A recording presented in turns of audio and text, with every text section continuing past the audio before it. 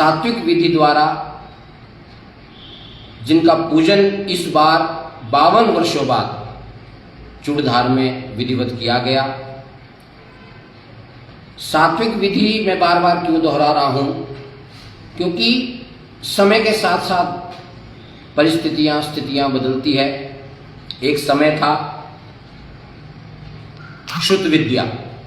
श्रुत विद्या हम सब भली भांति जानते हैं कि श्रुत विद्या मतलब सुन करके हमारे शिष्यों ने सुना और उनके आगे से आगे उनके शिष्यों ने ये विद्या आगे चलाई। उसके बाद ताड़पत्र, भोजपत्र, उसके बाद हमारे फैक्ट्रियां, कंपनियां आई, कागज का निर्माण हुआ। तो इसी प्रकार समय के साथ साथ ये विधियां भी देखिए कि एक समय था जब तामसिक पूजन, तामसिक विधि द्वारा हम भोग लगाते थे, तामसिक विधि द्वारा पूजन करते थे। लेकिन पौराणिक विधि जिसमें पहाड़ी में ही मंत्र है, वैदिक विधि की हम बात करें तो हम शंकर भगवान के साथ हम सीधे सीधे श्री गुरु महाराज को जोड़ते हैं। इसमें मेरे जहन में कई बार ये बात आती थी या सबके दिमाग में ये बात रहती है या सबके दिमाग में शायद चलती भी है कि जब हम श्री गुरु महाराज को शिवांश मानते हैं तो शंकर भगवान का कहीं भी ऐसा जिक्र नहीं आता कि शंकर भगवान कहीं से भी या किसी भी रूप में तामसिक है। शिव जी के रूप की अगर हम बात करें, स्वरूप की हम बात करें, तो अगर हम स्कंद पुराण के 3 अध्याय में एक शिखाखंड है, तो शिखाखंड में लिखा हुआ है को मासम को श्वे भक्ति को मध्य को शिवार्चनम। भाई कहाँ मास, कहाँ भक्ति, और कहाँ मध्य और कहाँ शिवार्चन। मध्य मास रसा नाम तो मध्य मास रता नाम च दूरे तिष्ठति शंकर। स्कंद पुराण में देखो, पुराणों को तो हम मानते हैं, 18 पुराण है, 18 पुराणों को हम मानते हैं, शास्त्रों को हम मानते हैं। तो शास्त्रों में लिखी हुई बातों को भी हमको अमल करना होगा, शास्त्रों में लिखी हुई बातों को भी हमको मानना होगा। तो साक्षात पुराण में लिखा हुआ है कि भी को मानसम को भक्ति, कहाँ मास कहाँ भक्ति,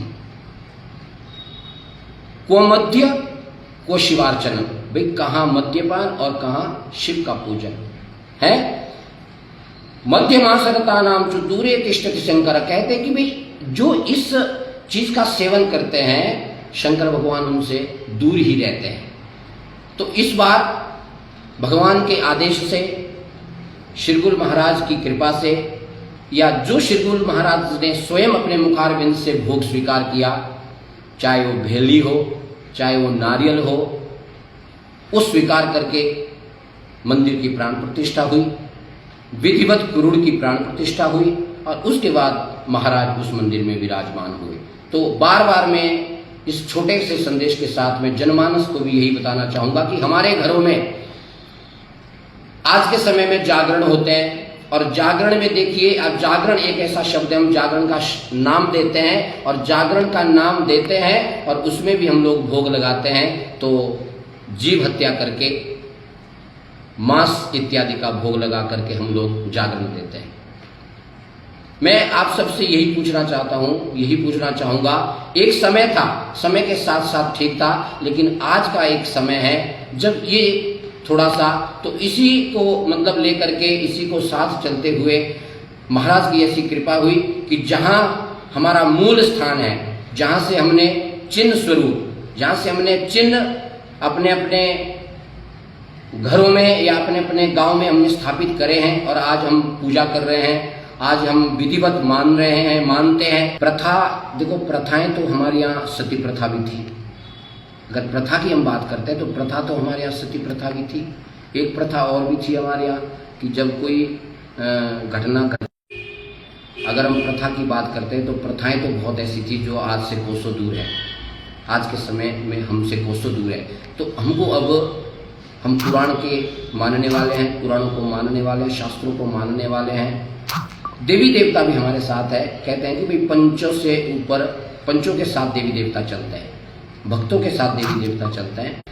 लेकिन मैं आने वाले समय की बात कर रहा हूँ, जो ये बहुत बड़ा संदेश हमको चूड़धार स्थित श्रीगुरु महाराज या इस शांत महायज्ञ से हमको जो संदेश मिला है, इस संदेश के चलते मैं निवेदन कर रहा हूं।